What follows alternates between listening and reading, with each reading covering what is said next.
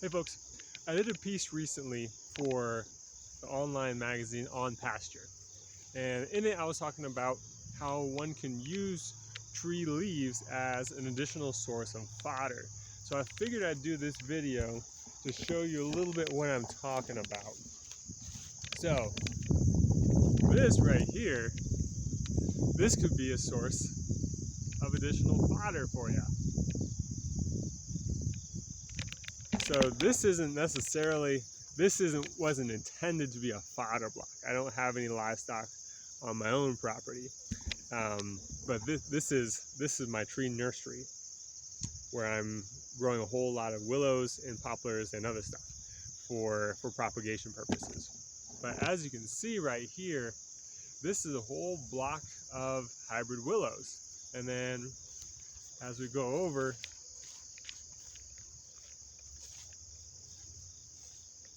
there's a block of hybrid poplars, and this is probably maybe a third of an acre altogether, this block right here. And this goes to show a little bit of what a fodder block might look like. These rows are pretty close together. Again, they're for nursery purposes, so they're for propagating the genetics that are featured right here. But we have about 3 or 4 feet between the rows of trees, and as you can see, let's do a little bit of a height comparison. I'm 6'2", and these trees are a lot taller than me. They're about 10 to 12 feet tall. And what I did, let's see if we can show you right here. What I did last dormant season was I cut each one of these off to about 1 foot tall. So these are second year growth. This is a second year stand. So 2 years ago, they were just sticks in the ground. This last dormant season, it's right now September of 2020. In February of 2020, I cut them down to 1 foot tall. So the growth that you see here, that's all 1 year growth. So 9-10 feet of growth in a single year. Where this could come in handy in a species like this in particular, think about some of the wetter spots that you have in your pastures. If you have areas that you can't even access for grazing until midsummer, something like this could be interesting for you, because you get to have a lot of tall growth that by midsummer is going to provide shade, so you can send your livestock in there. With the willows being as thirsty of plants as they are, they'll take up extra water and probably allow you to get into that area quicker than you otherwise would be able to earlier in the season, and in what would otherwise be wetter conditions.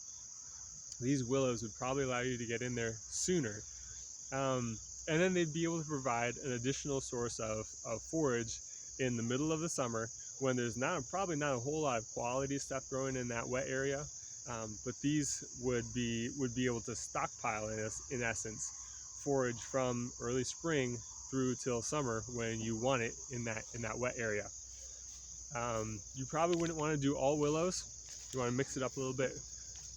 Poplars are another good one that likes wet areas.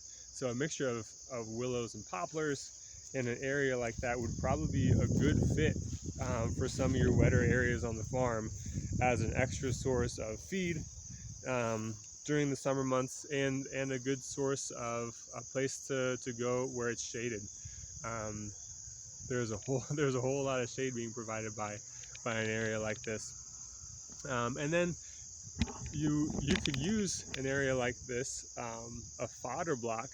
They could be dual purpose as a means of slowing the wind as well on your farm, because there's multiple stems shooting up from each one of these together. They're going to slow the wind down. They're not going to slow the wind down quite as much as a row or two of conifers, but they'll provide some windbreak for sure. So you can integrate a dense fodder block in maybe around the exteriors of some of your winter paddocks in order to slow the wind down and provide some extra fodder and provide some extra shade. If you choose nitrogen fixing species like black locust, you can fix some nitrogen in the soil as well.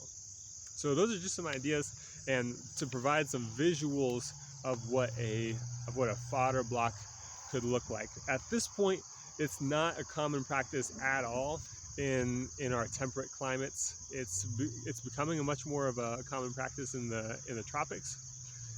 We don't have a whole lot of experience or examples of it in our region, and that's largely because we're in our Western agricultural style.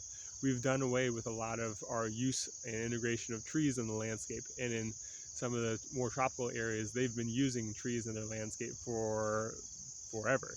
They never stopped using trees in their agricultural landscapes. So they maintain that, and we're just relearning how to do that and how to use trees thoughtfully in our agricultural systems. So hopefully this will give you a little bit of inspiration and some ideas of what to try out on your farm.